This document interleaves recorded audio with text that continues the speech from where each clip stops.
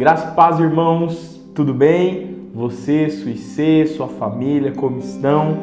Que Deus, em nome de Jesus, esteja cuidando de todas as coisas, que você esteja preparado para mais esse estudo aí das ICs, mais esse estudo do livro Quando o Céu Invade a Terra, do pastor Bill Johnson, que nós temos aí já algumas semanas estudado, trabalhado, pensado, aprendido, e que Deus possa mais uma vez nessa semana, em mais esse estudo, falar profundamente ao seu coração. Mais uma vez eu te falo, pega papel, pega caneta, sua Bíblia, deixa tudo preparado para os seus estudos aí, que em nome de Jesus o Senhor fale com você e na sua IC através de você, em nome de Jesus. Amém? Vamos orar, eu quero abençoar a tua vida, abençoar os nossos estudos aqui em nome de Jesus. Pai, nós te louvamos pela tua presença, pelo teu cuidado, pelo teu amor. Engrandecemos o teu santo nome porque só o Senhor é Deus, só o Senhor é o nosso Deus. Pai, nós colocamos este momento de estudo agora nas tuas mãos e que seja uma palavra revelada do coração do Senhor para o nosso coração em nome de Jesus. Que a tua graça, a tua misericórdia, o teu poder nos alcance em nome de Jesus. Amém e amém. Hoje nós vamos falar sobre o alto custo do pouco poder. Eu quero começar lendo com você lá em Lucas capítulo 5, o versículo 8, que diz o seguinte: E vendo isto, Simão Pedro prostrou-se aos pés de Jesus, dizendo: Senhor, ausenta-te de mim, porque sou um homem pecador. Daqui a pouco a gente vai entrar um pouquinho mais em profundidade desse texto, mas Jesus tinha acabado de fazer um grande milagre e Pedro reconhece que é um pecador ao ver Jesus fazendo esse grande milagre. Os moravianos tinham uma frase que dizia o seguinte: ganhe para o cordeiro que foi morto a recompensa pelo sofrimento dele. Meu irmão, minha irmã, é muito importante nós entendermos que sem avivamento nós estamos permitindo que o inferno seja povoado e não o céu. Quando nós não buscamos um avivamento, quando nós não permitimos o poder de Cristo ser manifesto em nós, nós não estamos povoando o céu, nós estamos povoando o inferno. Pastor, que frase pesada, que situação difícil, é a verdade. Porque quando o poder de Deus ele é manifesto sobre a terra, quando o avivamento vem, o verdadeiro avivamento, as pessoas vão direto para a palavra de Deus, para a Bíblia Sagrada, e ela é a verdade. Então, quando nós conhecemos a verdade, o que acontece? João 8,32 nos explica: conhecereis a verdade e a verdade vos libertará. Por isso eu quero te levar a entender que o verdadeiro avivamento, o poder de Deus através de um verdadeiro avivamento trazido até a terra, vai trazer salvação. Porque nenhum avivamento de verdade aconteceu até hoje sem que a palavra de Deus fosse estabelecida. Quando nós olhamos para Atos no capítulo 2, em que o Espírito Santo vem sobre toda a carne, quando Pedro se levanta para pregar, a primeira coisa que ele fala: isso que está acontecendo hoje foi profetizado por Joel. Joel já profetizou que chegaria o dia em que o Espírito Santo de Deus seria derramado sobre toda a carne. E isso está acontecendo hoje. O avivamento sempre vem trazendo a palavra de Deus consigo. Por quê? Porque ela é a verdade. É ela que nos liberta. Por isso nós precisamos entender que sinais e maravilhas revelam a natureza de Deus. Revelam quem Deus é. Natureza, ela vai trazer essa ideia de quem é, de quem Deus é. Qual é a minha e a sua natureza? A nossa natureza é de pessoas caídas, de pessoas pecadoras, que nasceram no pecado, mas que em Cristo Jesus foram encontrados para a salvação. O poder de Deus vai mostrar quem Ele é. A demonstração de poder vai levar as pessoas ao arrependimento. Mas entenda uma coisa e guarde isso profundamente no seu coração. Deus não mostra poder para ser engrandecido, simplesmente para mostrar poder, para com um show de televisão, alguém que vai fazer uma mágica e ele quer mostrar o seu nome porque mostrou um grande poder. Deus não trabalha dessa maneira. Como Deus trabalha? Deus vai trabalhar mostrando o seu poder para atrair pessoas a Ele, para mostrar o seu amor, para mostrar a sua compaixão, para mostrar o seu perdão. Ele faz a sua demonstração de milagres para que as pessoas possam conhecê-lo como Pai. Não como o Deus que faz as coisas, mas o Deus que se relaciona com a sua criatura. Não ter isso na nossa vida vai gerar um cristianismo sem o poder de Deus. Ou seja, um cristianismo incompleto.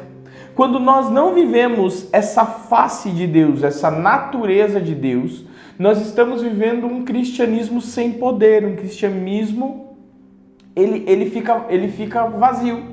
Porque quando nós olhamos para a palavra de Deus, nós vemos que o começo do cristianismo, ele foi pautado no poder de Deus sobre a vida das pessoas. Deus ungindo as pessoas, Deus capacitando. Nós vamos falar um pouquinho mais à frente sobre a unção, mas Deus ungindo, Deus enchendo, Deus capacitando as pessoas e essas pessoas vivendo o poder de Deus de uma maneira sobrenatural. Por isso, nós precisamos entender que o poder de Deus, que as maravilhas que Deus faz, que os sinais que Deus realiza, eles nos trazem ao ponto de tomarmos uma decisão. Aí a gente volta para esse texto aqui de Lucas, no capítulo 5, do versículo 1 a 11, que nós lemos o 8 para começar. Pedro, ele se vê numa situação difícil, né? Ele está no barco e eles não tinham pescado nada. E Jesus fala, olha, lança a rede. Lança a rede.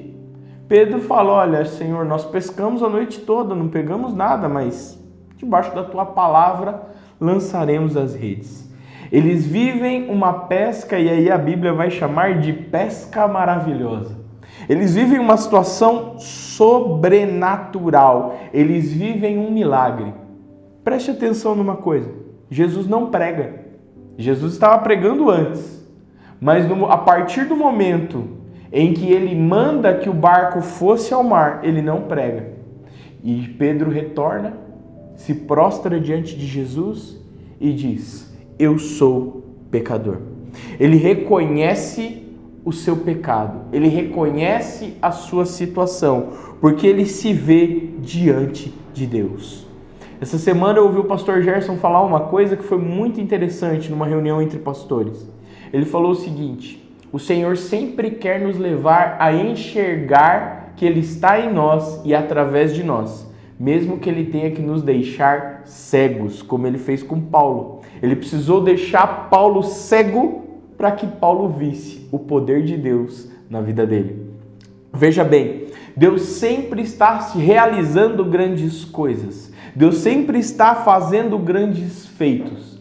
A nossa situação é que a partir desses grandes feitos, nós precisamos tomar uma decisão. A exposição aos milagres fazem com que as pessoas reconheçam Jesus como Salvador, como Deus como Senhor sobre as nossas vidas ou não. Pastor, isso é muito sério, como é que você pode basear isso? Nós podemos basear, por exemplo, quando Moisés foi até Faraó. Ele mostrou o poder de Deus para Faraó, mas Faraó não reconheceu que Deus era o Senhor. Então nós precisamos entender que Deus, ele apresenta os sinais, ele apresenta os milagres, ele faz grandes feitos. E a partir daí, as pessoas precisam decidir se irão segui-lo ou se só vão seguir os milagres, se só vão seguir os sinais, se só vão seguir os prodígios. O poder de Deus precisa ser acompanhado de arrependimento profundo e genuíno. Você já parou para pensar que a nossa igreja, que a nossa comunidade distribui, que a gente ajuda famílias com 3,5 toneladas de alimentos por mês? Você já fez as contas aí? Nós começamos a arrecadar em março, então março, abril, maio, junho, julho, agosto e agora setembro e agora estamos entrando em outubro. E você já fez as contas mais ou menos de quantos quilos de alimentos nós já ajudamos, nós já abençoamos famílias? Meu irmão, minha irmã, a ação social precisa acompanhar a pregação do Evangelho. Agora veja, em tempos de pandemia, de crise financeira, de crise de preços, e não somente no Brasil, mas no mundo, e nós ajudando pessoas além da nossa capacidade humana. Se olharmos aos olhos humanos, nós estamos indo além da nossa capacidade. Muita gente olha para isso e diz assim, olha que legal que eles estão fazendo, mas eles não se rendem a Jesus. Não tem problema, nós não vamos parar. Você, na sua IC, não deve parar de aliar a pregação do Evangelho com a ação sobrenatural de Deus, com a ação social, com a ação sobrenatural de milagres, de orar pelas pessoas, de orar pelos enfermos, de impor as mãos, de pregar a salvação. Porque, meu irmão, minha irmã, tem os que não vão aceitar. Tem os que não vão reconhecer Jesus Cristo como Senhor e Salvador. Tudo bem. Nós trabalhamos por aqueles que irão reconhecer Jesus como Senhor e Salvador.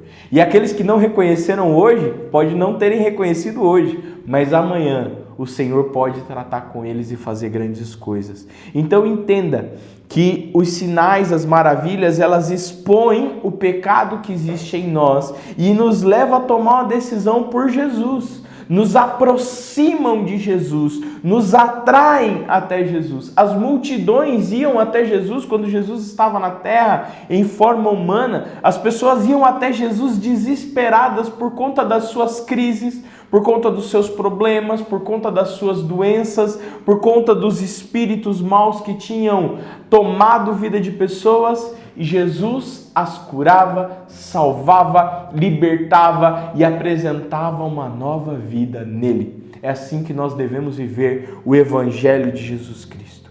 Em outro ponto também, os sinais e as maravilhas, elas produzem em nós coragem. Eles produzem em nós forças para ir além. Em Josué, lá no capítulo 3, eu recomendo que você leia todo o capítulo 3 de Josué, vai mostrar para mim e para você o momento que eles atravessam o Jordão, né? Que o Senhor realiza um milagre e eles atravessam o Jordão. Historicamente, se reconhece que naquele lugar foi construído um monumento muito simples.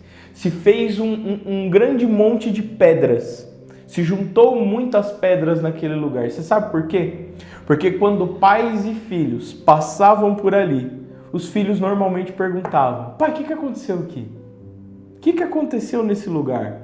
E os pais podiam contar todo o relato da travessia do Jordão, contar toda aquela história do Jordão. Meu irmão, minha irmã, se tem um testemunho na tua boca, fale. Se Deus fez algo grandioso, poderoso, maravilhoso na tua vida, não se cale, fale. Conte os testemunhos daquilo que Deus faz, que Deus opera, que Deus realiza na tua vida e através da tua vida. Ai, pastor, mas eu tenho medo de ficar me aparecendo, das pessoas pensarem que eu me acho. Não é isso que você precisa pensar, porque você em todo momento precisa colocar Deus acima de todas as coisas. Em algumas igrejas nós vemos aí falando assim, olha, foi aqui que aconteceu, nós realizamos isso, nós realizamos aquilo, nós fazemos tal coisa. Meu irmão, Deus faz. Nós continuamos crendo que Deus opera, que Deus realiza. E quando nós olhamos para Josué 3, nós precisamos aprender que nós precisamos deixar gravado as grandes maravilhas do Senhor. Lá no Salmo 78, dos versículos 9 a 11, diz o seguinte: os filhos de Efraim, armados e trazendo arcos, viraram as costas no dia da peleja. Não guardaram a aliança de Deus e recusaram andar na sua lei. Esqueceram-se das suas obras e das maravilhas que lhes fizera ver. A Bíblia está falando de um tempo em que Efraim estava pronto, o povo de Efraim estava pronto para vencer uma batalha. Eles estavam armados, eles estavam com arcos, mas eles viraram as costas no dia da luta. Eles ficaram com medo. Eles se recusaram a andar na aliança com Deus. Você sabe por quê? Porque eles se esqueceram das obras que o Senhor já havia realizado. Eles ficaram com medo. Você sabe por que a gente fica com medo? A gente fica com medo da doença. A gente fica com medo dos levantes do inimigo. A gente fica com medo das situações da vida. Porque a gente deixa de ouvir os testemunhos. Que a gente se esquece daquilo que Deus já fez nas nossas vidas. Uma vez, estávamos eu e minha esposa precisando pagar uma conta. A gente estava numa situação complicada e no dia seguinte a gente precisava pagar uma conta. E eu fui trabalhar, e eu fui em casa almoçar, e depois de almoçar eu fui trabalhar e ela falou, a gente tem essa conta para pagar amanhã. Eu falei, eu vou orar, nós vamos confiar e Deus vai dar um jeito, Deus vai dar uma saída. Meu irmão, minha irmã, eu lembro como se fosse hoje, a Cláudia entrando no meu trabalho mais tarde um pouco e falando assim, olha, me levando um pouquinho de café e falando assim, olha, normalmente eu te trago uma bolacha para você comer com café, mas hoje eu não trouxe a bolacha não, sabe o que eu trouxe? O dinheiro para a gente pagar a conta. Uma pessoa ofertou exatamente o valor da conta que a gente tinha para pagar no outro dia na nossa vida. Meu irmão, minha irmã, Deus continua operando milagres. Quando as coisas começam a ficar complicadas e parece que a conta não vai bater lá em casa, você sabe o que eu faço? Eu me lembro dos sinais, eu me lembro dos moveres, eu me lembro das maravilhas que o Senhor já fez e eu descanso. E eu falo, Senhor, eu continuo confiando no Senhor e naquilo que só o Senhor pode fazer. Lá em Marcos 5,19, a Bíblia diz o seguinte, Jesus falando para um rapaz que tinha acabado de ser liberto, vá para casa, para a sua família e anuncia-lhes quanto o Senhor fez por você e como teve misericórdia de você. Marcos 5,19. Jesus falou para o rapaz, vai para sua casa e conta para sua família. O primeiro testemunho que a gente dá é dentro da nossa casa. E depois a gente espalha por onde nós passamos. O sobrenatural é sempre a chave para as cidades pecaminosas do mundo. Meu irmão, minha irmã, e aí eu peço que você abra lá em Mateus, no capítulo 11, versículos 20 até o 24. Eu vou ler junto com você aqui, Mateus capítulo 11, versículos 20 a 24. Então, começou ele a lançar o enrosto às cidades onde se operou a maior parte dos seus prodígios e não se haverem arrependido, dizendo, ai de ti, Corazim, ai de ti, Betsaida, porque se em Tiro e em Sidom fossem feitos os prodígios que em vós se fizeram, há muito que se teriam arrependido com saco e com cinza. Por isso, eu vos digo que haverá menos rigor para Tiro e Sidom no dia do juízo do que para vós. E tu, Cafarnaum, que foste erguida até o céu, serás abatida até o inferno, porque se em Sodoma tivessem sido feitos os prodígios que em ti se operaram, teria ela permanecido até hoje. Eu vos digo, porém, que haverá menos rigor para os de Sodoma no dia do juízo do que para ti. Meu irmão, minha irmã, eu quero começar esse pedacinho aqui já guardando uma coisa no teu coração. A religiosidade, ela é pior do que o pecado. Pastor, mas o pecado é que nos afasta de Deus. Sim. E a religiosidade nos cega de quem somos e do que temos feito. Jesus não nos chamou para sermos religiosos.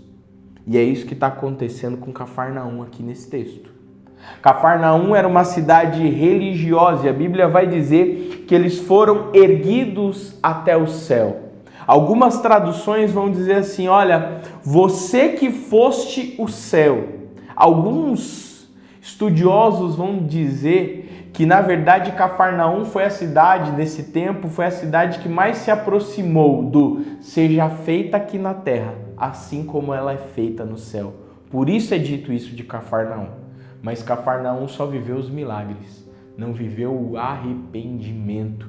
E o próprio Jesus disse, em Sodoma, se tivessem sido feitos os prodígios que aconteceram em Cafarnaum, em Sodoma, mais gente teria sido salva. Meu irmão, minha irmã, as cidades religiosas, os corações religiosos, Jesus tem chamado a atenção para isso, para que os milagres, os sinais, os prodígios, as maravilhas aumentem a nossa responsabilidade. Eu quero ler esse texto, esse pedaço. A revelação recebida através de milagres aumenta a nossa responsabilidade e sempre irá exigir mudanças. Sempre que nós nos encontramos com Jesus, existe uma exigência. Algo em mim precisa ser transformado. Receber de Deus, receber uma cura, receber um milagre, receber uma transformação, receber o sobrenatural, sempre vai ser muito gostoso. Sempre vai ser muito bom. Mas a chave é o arrependimento que vem depois disso e através disso. Agora há pouco a gente falou um pouquinho sobre testemunhos. Nós passamos uma situação na nossa família, assim que o Arthur nasceu, ele foi diagnosticado com uma doença e foi muito interessante porque no primeiro momento nós nos desesperamos, né? Eu sempre falo que a gente fez a pior besteira quando você pega um resultado de exame, é ir lá no Google e colocar o nome da doença no Google. E nós nos desesperamos. Nós ficamos morrendo de medo porque alguns relatórios sobre aquele diagnóstico dizia: ele não vai falar, ele não vai ter coordenação motora, ele não vai conseguir viver bem, ele vai ter dificuldades em crescimento, em desenvolvimento, em raciocínio. E nós nos desesperamos e nós falamos: Senhor, Senhor, Senhor, Senhor, põe a tua mão. E nós entramos em oração e nós buscamos o Senhor e nós oramos, até que com alguns meses depois o Senhor curou o Arthur. De uma maneira sobrenatural, ele foi curado. Eu quero te dizer isso porque sempre que nós vamos conversar com o Arthur, de vez em quando, a gente volta no passado com ele e a gente fala: Arthur, você nasceu com isso, com isso, com isso. Nós nos colocamos em oração, nós buscamos ao Senhor, nós oramos e você foi curado. Hoje você é curado, você vive bem, você foi curado pelo Senhor.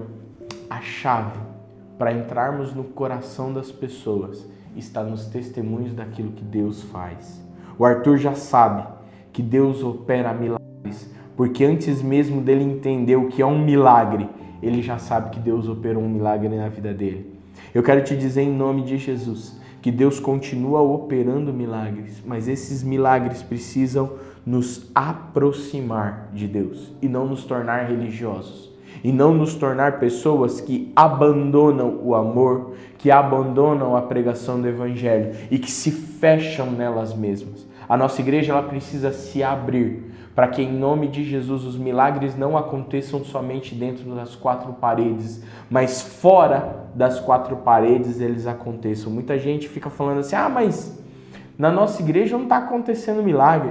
Mas na nossa igreja não está acontecendo milagre. Mas na nossa igreja não está acontecendo milagre. Meu irmão, tem tanto testemunho, mas tem tanta coisa que Deus está fazendo e a gente precisa pôr para fora, para que a gente não pense que que a gente precisa viver dentro do nosso mundinho, mas a gente precisa sair de dentro das nossas quatro paredes e, em nome de Jesus, impactar Osasco, o Jardim Rochidale, o bairro onde a Soicê está aí localizado, né?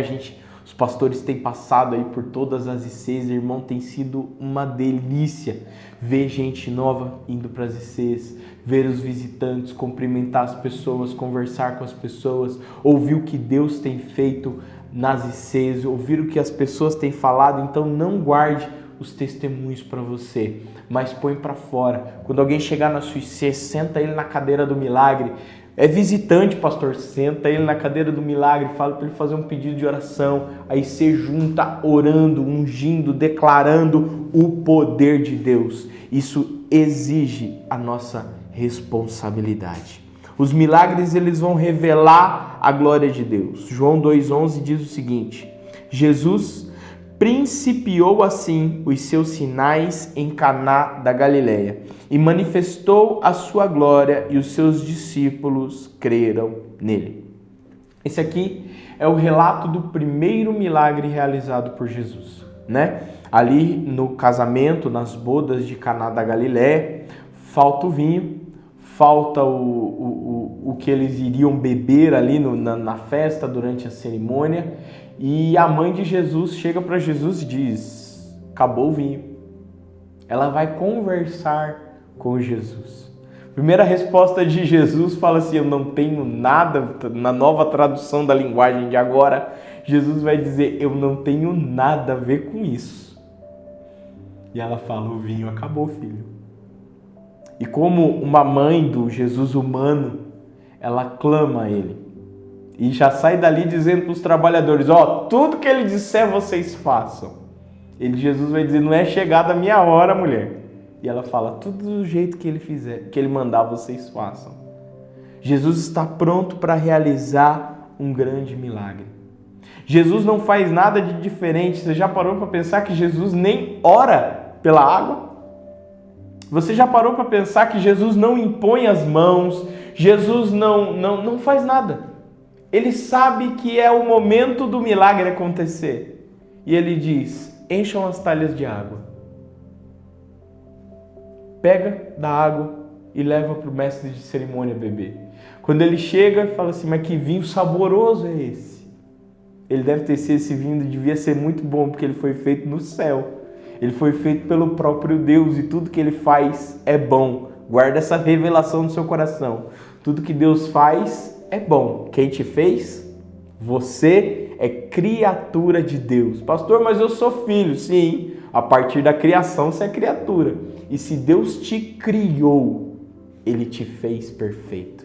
Ele te fez muito bom. Assim como diz lá o relato de Gênesis capítulo 1. E viu Deus o que tinha feito e disse que era muito bom. É isso que Deus diz de você. Amém? Então, o mestre de cerimônia toma daquela água que havia sido transformada em vinho, que miraculosamente se tornou vinho, e diz: este é o melhor vinho da festa. Os discípulos ficam maravilhados e a gente entra aqui no versículo 11. E os seus discípulos creram nele. Creram nele por quê? Um pouquinho antes no versículo: e manifestou a sua glória. Os milagres revelam a glória de Deus. Jesus liberou a glória de Deus até a terra.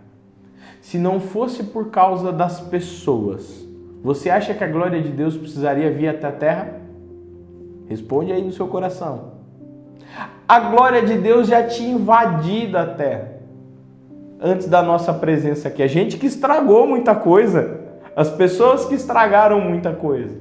Mas a glória de Deus já tinha sido invadida, a terra já era invadida pela glória de Deus.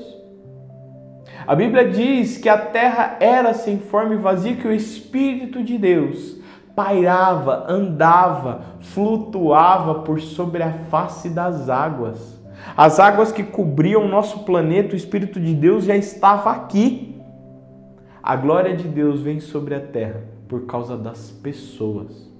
Ela vem invadir a terra por conta das pessoas. Por minha causa e por sua causa. Pastor, para que então Deus libera a glória dele sobre a terra? Para que a gente possa viver isso que os discípulos viram. Para que cremos, para que possamos crer nele. Quando, já falamos um pouquinho, quando Moisés vai desafiar, vai diante de Faraó, o Faraó chama os seus magos, os seus sábios, os seus feiticeiros, e eles conseguem fazer praticamente as mesmas coisas que Moisés. Moisés pega o seu bordão, pega o seu cajado e ele joga no chão, se transforma numa cobra. Os feiticeiros vêm e fazem a mesma coisa. Só que é interessante, a cobra que havia sido transformada através do bordão de Moisés engole, come as outras cobras. Pastor, o que isso significa? Que o poder de Deus é maior do que o poder do mundo, é maior do que o poder do inferno, é maior do que o poder de qualquer outra situação. O poder de Deus é maior que todas as coisas. E esse poder opera em nós, opera através da sua vida. A glória de Deus opera através da minha e da sua vida. Para quê, pastor? Para que haja reconhecimento, para que as pessoas creiam nele. Agora, nós já estamos indo para o final aqui desse estudo, para o final desse nosso estudo, e eu quero te levar a pensar na seguinte situação. O grande objetivo, a grande questão desse estudo é cumprirmos o que fomos chamados para fazer. E o que é, pastor?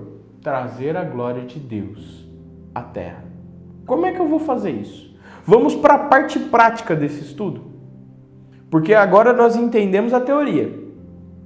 Existe um alto preço, existe um alto custo de nós não trazermos a glória de Deus para a terra. Qual que é esse custo? Pessoas não serão salvas.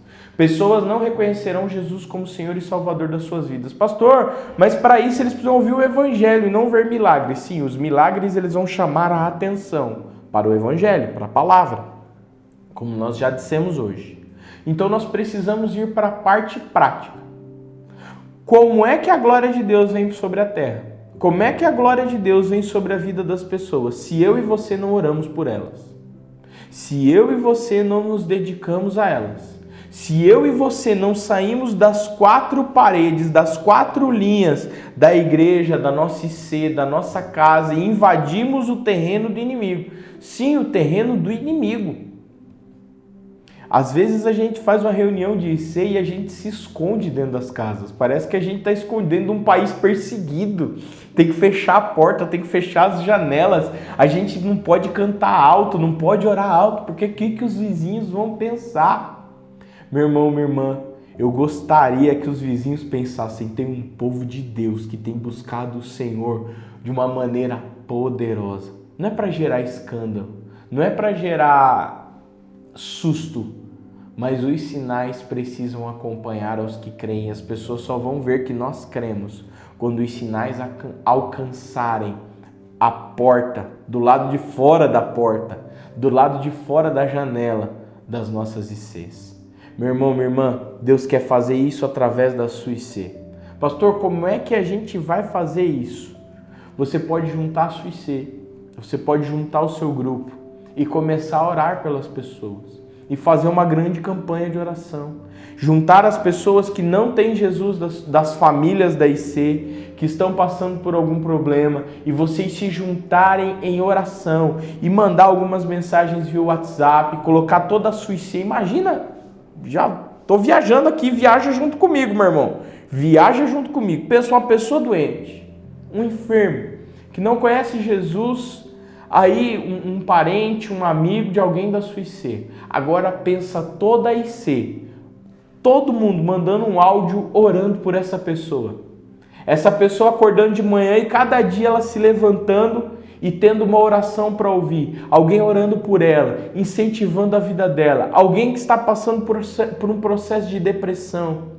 Alguém que está passando por um processo de medo. Por alguém que está passando pelo desemprego e aí você já até ajudou com uma cesta básica, já ajudou naquilo que a pessoa precisava, mas o emprego ainda não veio. Pensa essa pessoa se levantando de manhã e a oração para que as portas se abram no ouvido dela ali. Aquela pessoa que ainda nem aprendeu a orar. Aquela pessoa que ainda nem aprendeu a ter um relacionamento com Deus, podendo começar o seu dia dessa maneira. Meu irmão, às vezes a gente faz isso com os nossos irmãos. Eu tenho o costume de mandar um áudio orando por pessoas praticamente todo dia. Eu mando para alguém, eu mando para 1, 2 pessoas praticamente todo dia. E a gente faz isso com os nossos irmãos da fé. E isso é muito bom. Mas nós precisamos ir além, nós precisamos ir para fora, nós precisamos sair dos 4 cantos da igreja, para que em nome de Jesus as pessoas vejam a glória de Deus. E essa glória virá como um rio que flui. Agora veja bem, a Bíblia vai dizer lá no Apocalipse que tem um rio que flui do trono de Deus. Ele passa pela Nova Jerusalém, ele passa pela Canaã celestial, ele passa pelo meio. e ele vai irrigando 12 árvores que trazem vida e cura para as nações. E essas águas são as mesmas águas que Jesus, quando está na beira do poço, diz para a mulher: aquele que beber da água que eu tenho para dar, rios de águas vivas fluirão através dele. Agora, quando nós ligamos esses textos com Jesus dizendo assim: aquele que crê em mim, obras maiores fará, nós estamos entendendo que essa mesma água que sai do trono de Deus, que passa pela Canaã celestial, que passa por Jesus, que vem até a minha vida através do Espírito Santo e que flui, para quê? Para outro crente? Eu não preciso derramar a glória de Deus sobre outro crente, porque a glória de Deus também está sobre ele. Ela precisa fluir para que chegue em alguém que ainda não tem o Espírito Santo de Deus morando nele. Ela precisa chegar em alguém que não tem Jesus Cristo como Senhor e Salvador da sua vida. E isso virá através dos grandes sinais, dos grandes prodígios e das maravilhas que ele tem para fazer através de nós. O preço a ser pago por uma vida de pouco poder de Deus em nós é muito caro e deve ser de dedicação diária nossa, que essa busca seja uma verdade estabelecida. Que em nome de Jesus você possa pegar essa palavra, esse estudo, esse pensamento e não só pegar a teoria de tudo isso, mas colocar em prática. Você, a sua IC, o seu grupo. Mas pastor, a nossa IC é tão pequena, nós somos 4, 5 pessoas. Ou outros líderes podem dizer: pastor, minha IC é tão grande, nós estamos em 20 e poucas pessoas. Como nós vamos fazer isso? O Espírito Santo de Deus vai te direcionar. E em toda dúvida, você tem os seus líderes, você tem os seus pastores, você tem os seus supervisores para te ajudar a sair desse espaço e conquistar a sua rua, conquistar o seu bairro para Jesus, através do poder dele que opera em nós. Amém? Que Deus te abençoe. Eu vou orar daqui a pouquinho por você. Nós teremos ainda os avisos aí. Daqui a pouco a gente volta orando, abençoando a tua vida e a tua família, em nome de Jesus. Graça e paz, amados. Antes dos nossos avisos, vamos falar sobre dízimos e ofertas. Na palavra de Deus, em Mateus capítulo 6, versículo 19 ao 21, diz: não ajunteis tesouros na terra, onde a traça e a ferrugem tudo consomem, e onde os ladrões minam e roubam. Mas ajuntai tesouro no céu, onde nem a traça nem a ferrugem consomem, e onde os ladrões não minam e nem roubam. Porque aonde estiver o vosso tesouro, ali também estará o vosso coração. Quero encorajar você a estar trazendo aqui na comunidade ou fazer a sua transferência. Temos as nossas chaves Pix também. Que em nome de Jesus a fidelidade da nossa igreja continue. Nós temos os nossos compromissos. Eu tenho certeza que você sabe disso. E antes dos nossos compromissos, a gente tem que pensar que a gente precisa ser fiel ao Senhor. E Deus tem te dado recurso. Traga a 10ª parte na casa do Senhor. Traga a sua oferta, semeie. E eu tenho certeza, porque a palavra do Senhor nos garante que você será e já está sendo abençoado por esse coração generoso. Em nome de Jesus, não esqueça de fazer a sua parte. Amém? Próximo domingo, dia 17/10, teremos a celebração da ceia, nos 3 cultos. Não deixe de participar conosco, porque a gente sempre renova a nossa aliança com Cristo através da ceia, ok? Noite da Família Solidária, quarta-feira, dia 20, às 20 horas. Ó, fica fácil de lembrar. Quarta, dia 20, às 20 horas. Traga o seu quilo de amor. Traga o seu melhor, amado, em nome de Jesus. Converse com o seu amigo, converse com o seu vizinho, explique o projeto da nossa igreja, porque nós vamos romper em nome de Jesus. Daqui a pouco a gente tem 5, 10, 15, 20 toneladas e nós vamos fazer a diferença aqui no nosso bairro e na nossa cidade. E a gente conta com você. Atenção, liderança, está chegando a nossa maratona de oração, do dia 25/10 ao dia 30/10. Você, líder, estará numa escala e você, liderado, esteja com o seu líder orando. Ah, pastor Plínio, eu não estou participando no momento de nenhuma IC. Procure um líder, procure uma IC, participe e venha fazer parte desse processo de oração conosco. Amados, quando a gente ora, quando a gente coloca o nosso joelho no chão, a resposta do Senhor vem. Então venha conosco orar, né, nesse período aqui, venha com a sua liderança. Temos tanto motivo para orar pela nossa igreja, pela nossa cidade, pelas nossas autoridades e principalmente agradecer por tudo que o Senhor tem feito na minha vida e na vida de vocês. Amém? Fiquem sempre atentos às nossas mídias sociais. Temos Facebook, Instagram, YouTube. Quando a gente divulgar algum vídeo, vai lá, compartilhe com um amigo, ore e fala: Senhor, para quem que eu posso mandar esse vídeo? As imagens também, os comerciais que a Larissa manda. Não deixe de ser abençoado nos seguindo e ser bênção na vida de outra pessoa, também em nome de Jesus. Amém? Que Deus abençoe a sua vida e estamos juntos. Um abraço. Pai, nós estamos na Tua presença e nós queremos glorificar o Teu santo nome. Eu quero abençoar o meu irmão, a minha irmã que está ouvindo essa palavra, que o Teu poder venha sobre eles e que em nome de Jesus seja um tempo de revelação do céu, seja um tempo de poder do céu aqui na terra e que em nome de Jesus isso aconteça através de nós, para a Tua glória, para que o Teu nome seja reconhecido. Pai, como disse João Batista, nós declaramos que nós venhamos a diminuir para que o Senhor cresça. Eu abençoo cada líder, que o Senhor derrame sabedoria e a Tua palavra nos diz que aquele que pede sabedoria, o Senhor dá livremente e que em nome de Jesus a estratégia seja, Senhor, em nome de Jesus, direcionada pelo Senhor todos os dias. Papai, desde o mais novo até o mais velho, seja abençoado para a Tua glória em nome de Jesus. Amém. Que Deus te abençoe.